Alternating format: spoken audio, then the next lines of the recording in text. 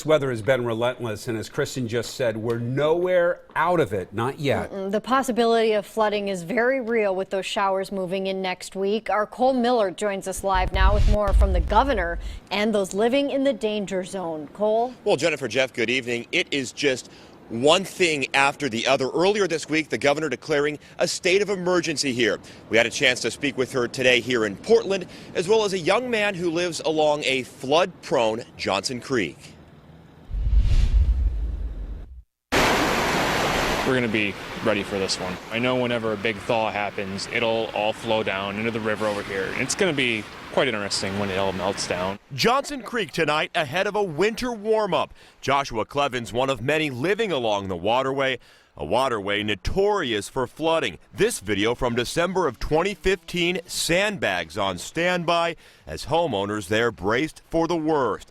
Now, with rain in the forecast next week, combined with all of that snow, Governor Kate Brown and other leaders coming together today to hash out a plan. I think it's absolutely key we ensure the safety of Oregonians across the state. Issuing a state of emergency, she says whatever ends up happening, a response will be at the ready.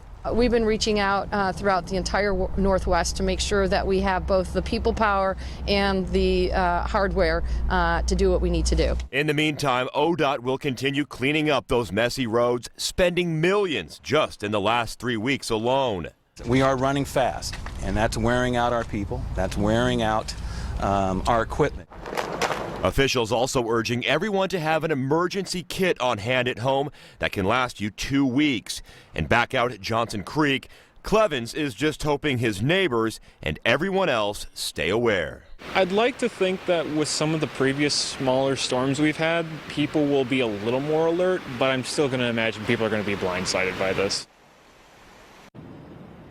And as we continue to follow all of this, head over to our website. We've put a link to an interactive map. That map lets you plug in your address to see if you live in a flood hazard zone. It's a pretty neat tool, so check that out. Live tonight in Southeast Portland, Cole Miller, KOIN 6 News. But a lot of